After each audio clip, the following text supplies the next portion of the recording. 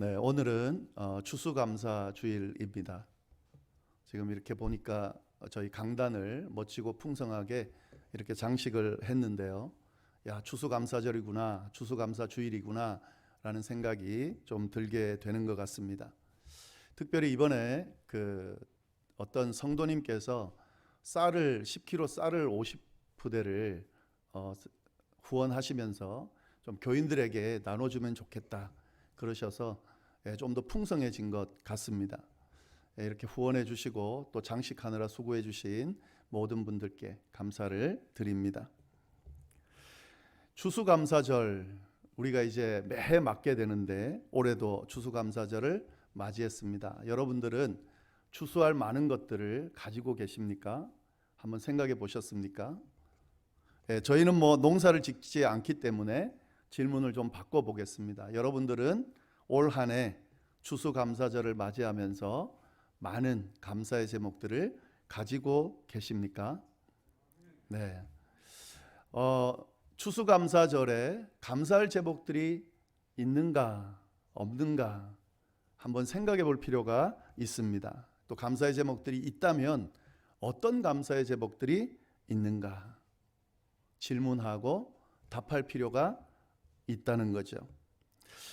왜 감사의 제목들을 생각하고 그 내용들을 다시 한번 기억하는 것이 중요하냐면, 이렇게 생각하지 않으면요, 감사의 내용들을 헤아리지 않으면 감사할 내용이 있다는 사실을 잊어버리거나 모르고 지나갈 수 있기 때문에 그렇습니다.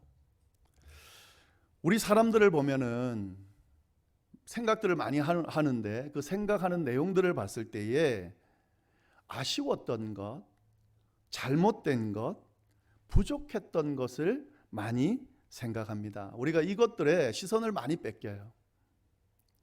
이상하게 그렇게 됩니다. 부족했던 것, 지난 한 해도 뭔가 부족했던 것, 아쉬웠던 것, 또 잘못했던 것, 그런 것들로 우리의 생각을 채울 때가 많이 있습니다. 근데 문제는 그런 것들로 우리의 생각을 가득 채우게 되면 결론이 어떻게 나냐면 부정한 생각들로 그렇게 결론이 나게 된다는 거죠. 지난 한 해 어땠는가 라고 생각할 때에 아쉬웠던 것들 많이 생각하고 부족했던 것들 많이 생각하고 잘못했던 것들을 많이 생각하다 보면 그 지난 한 해는 어떻게 결론이 나냐면 부정적인 것들로 가득 찬 한 해, 그런 한 해로 결론이 나게 된다 하는 거죠. 그런데 여러분 한번 잘 생각해 보시기를 바랍니다. 지난 한 해 동안 이렇게 부정적인 것들로만 가득 찬 삶이었습니까? 그렇게 결론을 내려도 괜찮습니까? 그렇지 않거든요. 잘 돌아보면 분명히 감사할 내용들이 있습니다. 아니, 감사할 제목들이 많이 있습니다. 어쩌면 부정적인 일들보다 감사할 만한 일들로 더 가득 찼을 수도 있습니다.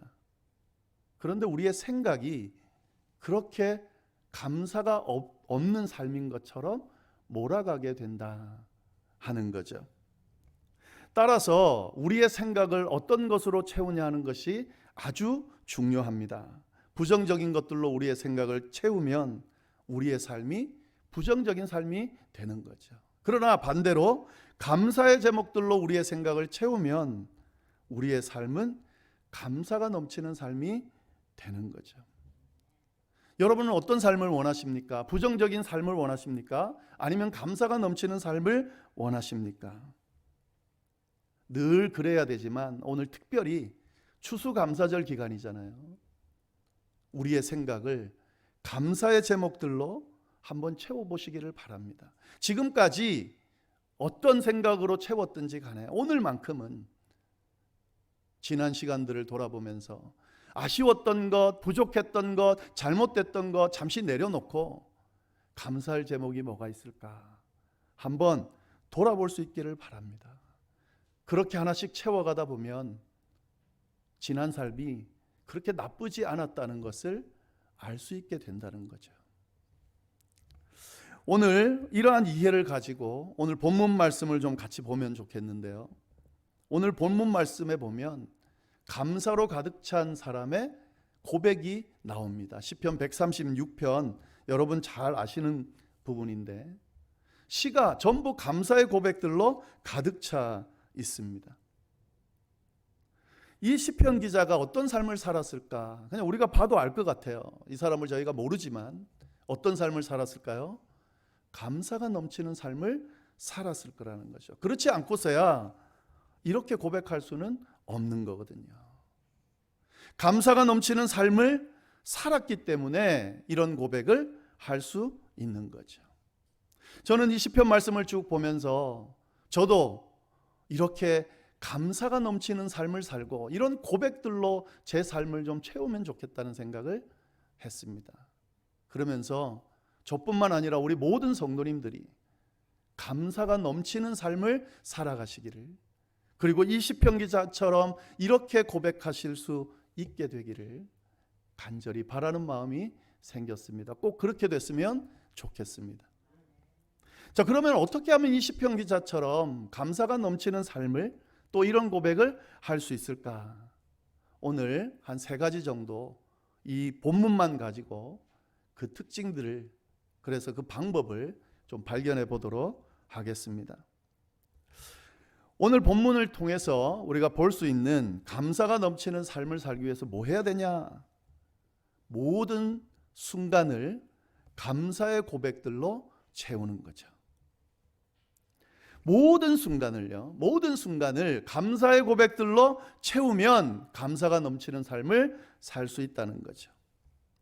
오늘 본문을 잘 보세요.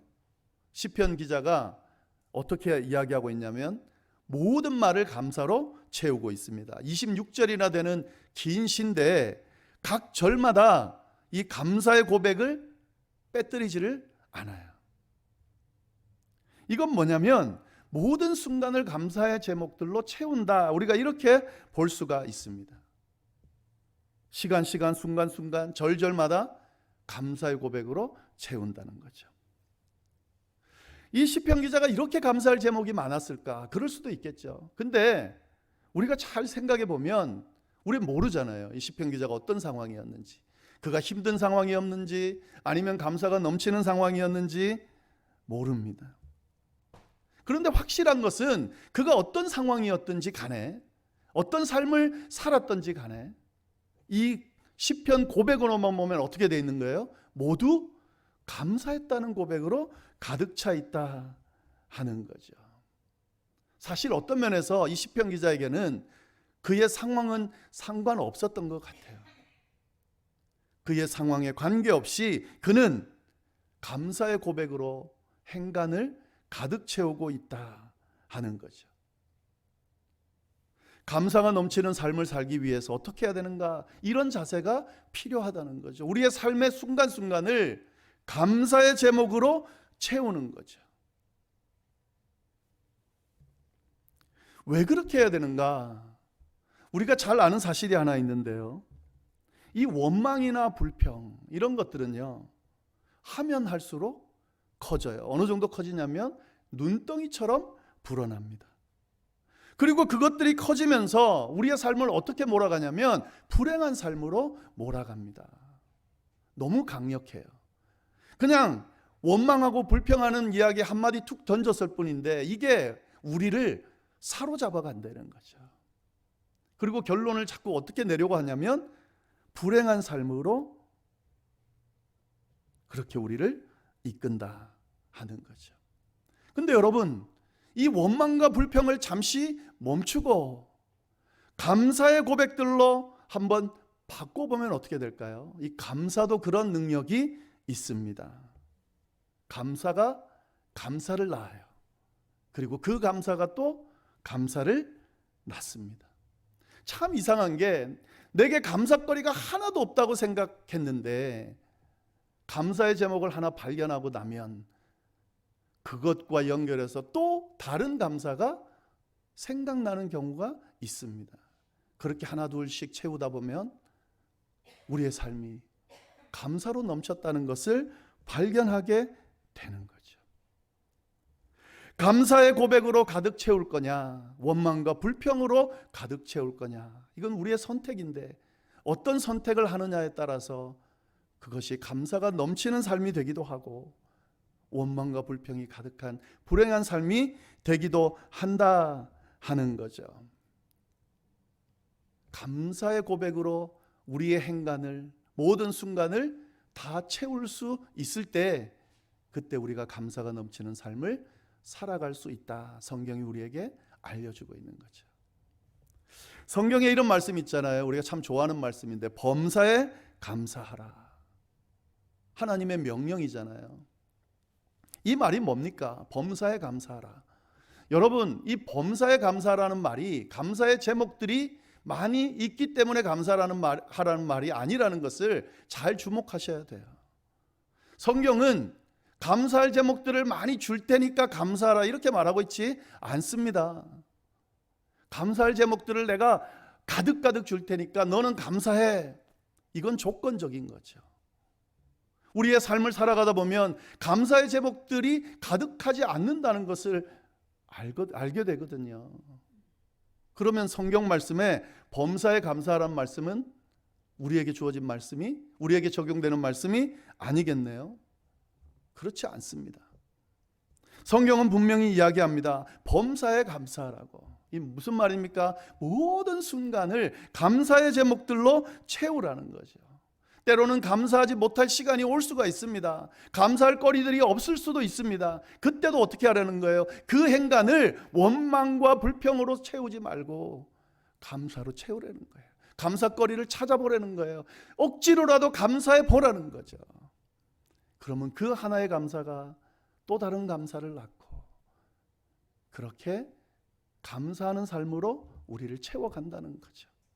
그래서 사실은 우리 기독교인들은요, 감사가 넘치는 삶을 살 수밖에 없어요. 왜냐하면 이 하나님의 명령대로 하는 사람이라면 그 감사의 고백들이, 범사에 감사하는 그 고백들이 우리를 감사로 가득 채울 거기 때문에 감사가 넘치는 삶을 살 수밖에 없는 거죠. 추수감사절을 맞이했습니다. 지난 시간을 돌아볼 때에 나는 아무리 생각해도 감사의 제목이 없어. 그래도 감사거리를 찾아서 그 행간을 감사의 고백으로 한번 채워보시기를 바랍니다. 없으면 지난 시간에 있었던 것을 끄집어 와서라도 감사하시기를 바랍니다. 없으면 이후에 일어날 일을 기대하면서라도 감사하시기를 바랍니다. 감사의 고백들로, 원망과 불평하는 거 멈추고 감사의 고백들로 한번 채워보시기를 바랍니다. 그러면 진짜 이 시편 기자처럼 고백할 수 있게 된다. 이 말씀을 꼭 기억하시기를 바랍니다. 또 감사가 넘치는 삶을 살아가기 위해서 어떻게 해야 되는가? 이 본문을 보면 감사의 대상이 분명하다는 걸 알 수가 있어요. 여러분이 감사하다는 말 안에는 대상이 있다는 것을, 그런 의미를 포함하고 있습니다. 감사하다는 말 자체가 대상이 있다는 의미예요. 그렇잖아요, 여러분. 누군가가 나에게 무언가를 해줬기 때문에 감사한 거잖아요. 우리가 그래서 감사라는 표현을 하는 거잖아요. 대상이 있습니다. 내가 감사하다는 표현을 한다는 것은 대상이 있다는 거죠. 따라서 이 감사의 대상은 다양할 수 있어요. 내게 잘해준 사람, 감사의 거리를 해준 대상을 향해서 감사하다고 표현하는 거죠. 여러분, 우리가 감사를 할 때에 이 대상이 분명해야 돼요. 그냥 막연하게 나는 감사해. 그것도 우리에게는 굉장히 평안과 위로를 줄 수 있지만 사실은 모호한 겁니다. 뭘 감사하는데, 누구에게 감사하는데. 막연하게 그냥 감사해. 이것은 성경이 말하는 감사가 넘치는 삶을 살아가는 조건이 아니라는 거죠. 대상이 분명해야 됩니다. 내게 감사거리를 준 대상이 누군가, 그리고 그 대상을 향해 감사할 수 있어야 된다는 거죠. 시편 기자는 지금 누구를 향해서 감사합니까? 여호와께 감사하라. 이 한 절 한 절마다 감사하다는 말을 붙이면서 그 대상을 누구로 정확하게 이야기하냐면 하나님께 감사한다. 이렇게 지금 고백하고 있다 하는 거죠. 이 시편 기자는 감사의 대상을 분명히 알고 있었어요. 하나님께서 자신에게 베푸신 그 모든 감사의 제목들의 대상이 된다는 걸, 허락하셨다는 것을 알았기 때문에 그에게 감사하고 있다 하는 거죠. 감사의 대상이 분명해야 되고, 그리고 그 감사의 대상이 좋아야 됩니다. 감사거리를 많이 줄 수 있는 대상이어야 된다는 거죠. 우리가 감사하고 싶은데 우리에게 감사할 거리를 주는 대상이 많지가 않아요. 그렇잖아요. 근데 시편 기자는 그 감사의 대상을 잘 찾은 거죠. 풍성하게 감사거리를 허락하시는 그 하나님으로부터 감사의 제목들을 풍성하게 받았기 때문에 감사한다라고 고백할 수 있는 거죠. 여러분, 우리에게 풍성한 감사의 제목을 주실 수 있는 분이 계십니다. 주시는 분이 계십니다. 그분은 바로 하나님이십니다.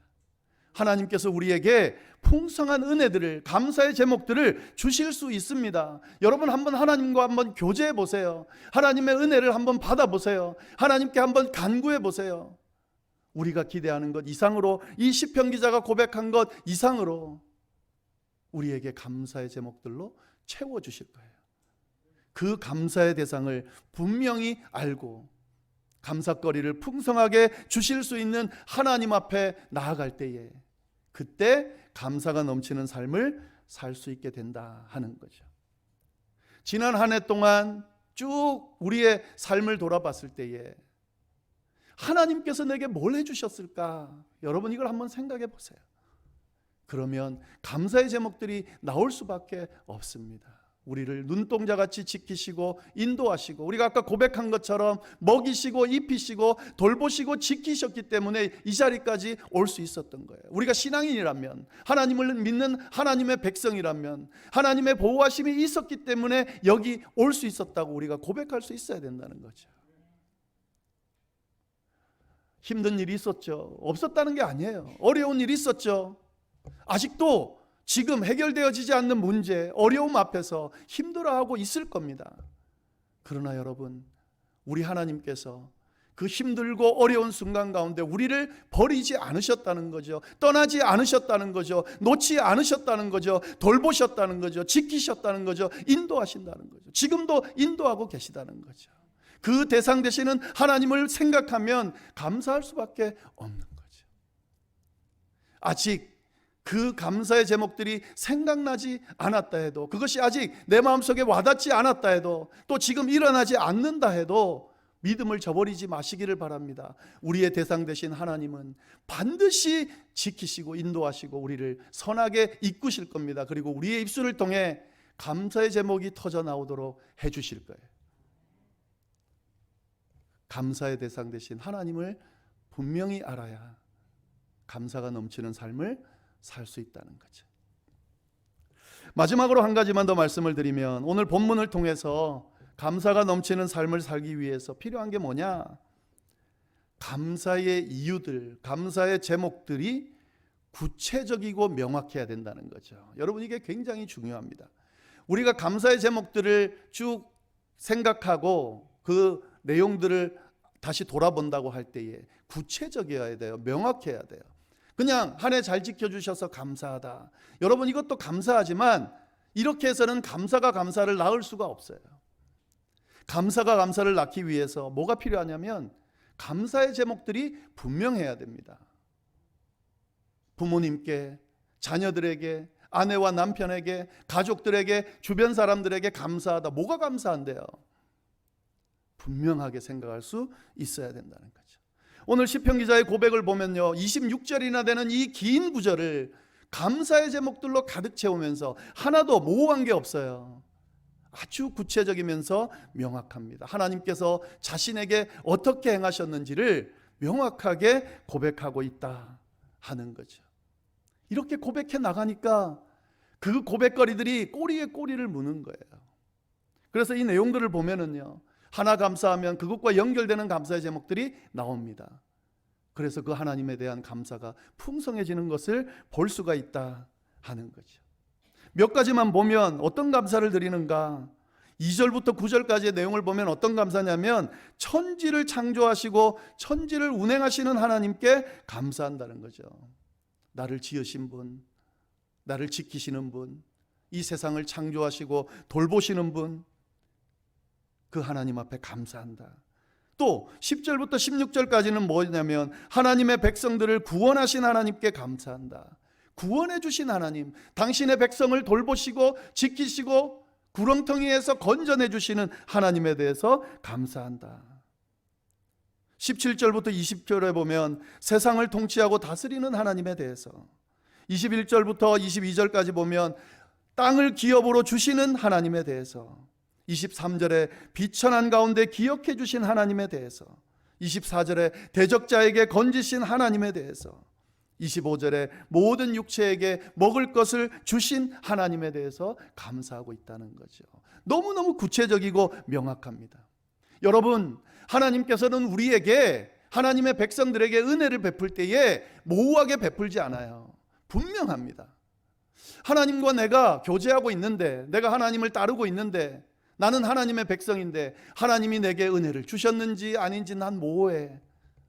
하나님께서 나와 함께 하시는지 아닌지 나는 좀 헷갈려. 하나님과의 깊은 교제가 없는 분일 수 있어요. 하나님의 은혜를 제대로 받지 못한 분일 수 있습니다. 그렇게 주어지지 않습니다. 하나님의 은혜는 아주 구체적입니다. 아주 명확합니다. 어떻게 내게 다가오시고 내게 말씀하시고 내게 역사했는지 우리가 고백을 통해 충분히 할 수 있다는 거죠. 이런 은혜가 있어야 돼요. 그렇게 하기 위해서는 감사의 제목들을 구체적으로 고백할 수 있어야 돼요. 여러분, 추수감사절을 맞이해서 감사의 제목들을 생각할 때에 구체적인 감사의 제목들을 한번 생각하고 떠올려 보시기를 바라요. 그러면 그 감사의 제목들이 역사해서 하나님께서 우리에게 어떤 은혜를 베푸셨는지 우리를 이끌 겁니다. 그리고 더 명확하게 구체적으로 어떤 감사를 우리에게 허락하셨는지 알려주실 거예요. 한번 생각해 보세요, 여러분. 그런 감사의 제목들이 한두 개도 아니고 10개, 20개, 30개, 50개, 100개 계속 우리 삶 속에, 우리의 생각 속에 넘쳐난다. 그 삶을 불행한 삶이라고 어떻게 말할 수 있겠어요? 지금 힘들고 어렵다고, 아직 해결되어지지 않는 문제가 있다고, 감사의 제목들이 지금 없다고 그 삶을 어떻게 불행한 삶이라고 말하겠냐고요. 그런 감사의 제목들이 넘치는데, 이런 감사의 제목들을 주신 하나님께서 이후에도 주실 거라 그랬는데 어떻게 감사가 넘치는 삶을 살지 않을 수 있겠냐는 거죠. 2022년 추수감사절 왔습니다. 이번 주간에 추수감사절 기간을 보낼 거예요.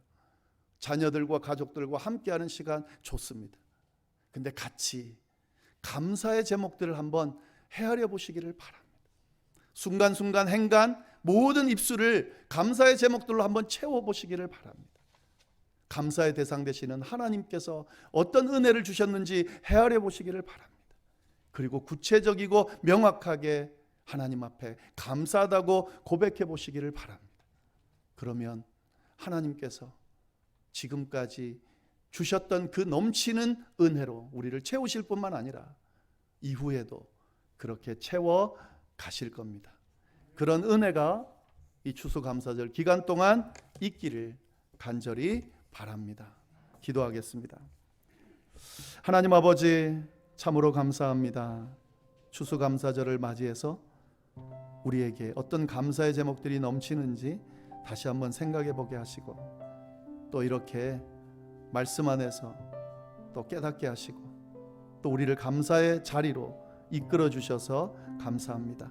하나님, 지난 한 해가 쉽지 않았습니다. 분명히 힘들었습니다. 아직도 어렵고 힘든 일들, 또 헤쳐나가야 될 일들이 많이 있습니다. 나이가 들어가며 노쇠해가며 또 여러 가지 무기력해지는 부분도 있고, 또 우리의 삶을, 우리의 가족들을, 자녀들을, 자손들을 좀 잘 양육하고 또 세우고 싶은데 그게 되지 않아서 힘들어하는 일들이 있을 수 있습니다. 물질적인 어려움이나 여러 가지 걱정, 근심거리 또 우리에게 엄습해 올 수도 있습니다. 그러나 하나님, 그 모든 것들 가운데서도, 그 상황 가운데서도 감사의 고백을 잃지 않는 우리가 되게 해 주옵소서. 원망과 불평으로 우리의 삶을 부정적으로 이끌어가지 않도록 주여 역사해 주옵소서. 감사의 고백들로 채워서 우리의 삶이 감사로 넘칠 수 있도록, 그래서 그 문제들이 해결되어지는 역사를 경험할 수 있도록 주여 인도하여 주옵소서.